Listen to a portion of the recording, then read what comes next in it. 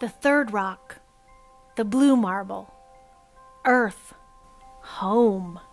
Every person, place, or thing we know, everything we do, every memory we make, it's here on this pale blue dot. It's just one rocky planet in one solar system in one galaxy among billions. Even as we explore space, we study our home planet. We see it like no one else. An expansive ecosystem. The vegetation, the air, the water, the ice. Our data improves the way we grow food and how we manage the land we cultivate. NASA has over 20 satellites, measuring the height of oceans and inland waters, clouds and precipitation, carbon dioxide, and much more.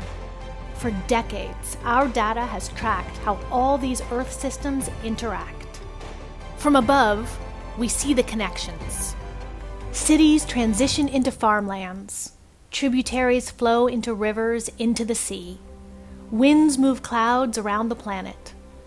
Beyond these observations, NASA's ability to model and anticipate how the planet is changing helps communities around the world prepare. We see our changing planet, hurricanes, volcanoes, fires, and we see the impacts of humans, melting ice, rising temperatures. Earth's climate has changed and is still changing.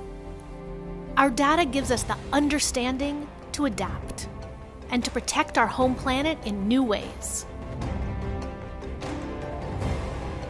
Our electric flight technologies will reduce fuel and save energy. We will make cleaner air travel possible. By understanding our changing world, we improve lives and safeguard our future. The future of our little rock in the universe, our Earth, our home. Winter is approaching. The early wakeful sunbeams of summer are a fading memory as October mornings grow dark and cold. Frankly, waking up isn't as easy as it used to be. Except this week.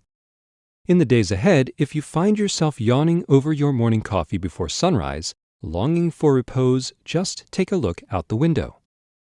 3 bright planets are converging in the eastern sky, and the view is an eye-opener. Every morning in late October, Venus, Jupiter, and Mars will rise in the east an hour or so before the sun. Together they form a triangle in the pre-dawn sky. Venus and Jupiter are the brightest vertices, visible even after the black pre-dawn sky turns cobalt blue. Once you find them, you will have little trouble locating the dimmer red planet, which completes the triangle while the sky is still black. Although any morning in late October is a good time to look, the 6-day stretch from October 24th through the 29th is the best. That's because during this time, the triangle of planets will shrink until it is less than 5 degrees wide. For reference, the bowl of the Big Dipper is about 10 degrees wide, so 2 of these triangles would fit comfortably inside the bowl. Of greater significance, however, is what you can see through binoculars. Typical binoculars can see a patch of sky about 6 or 7 degrees wide. So when the triangle of planets shrinks to 5 degrees, they will all fit inside a binocular field of view. Imagine looking through the eyepiece and seeing 3 planets all at once. This rare and beautiful sight is what is waiting to help wake you up starting on the 24th of October. In addition to the planets are the moons, Jupiter's moons, Io, Europa, Ganymede, and Callisto. 3 or 4 of these giant satellites will typically be visible if the binoculars are held steady by leaning on something sturdy or by mounting them on a tripod. The configuration of the moons will be different every morning. By the time October comes to an end, the planetary triangle will start breaking apart. But there are still 2 dates of special interest, November 6th and 7th.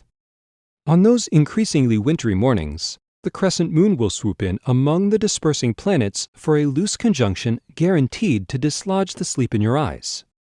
On the 6th, it will be close to Jupiter. By the 7th, it is just past Mars and Venus. Waking up before sunrise may not be so bad after all. For more news about events in the night sky and how to see them, please visit science.nasa.gov.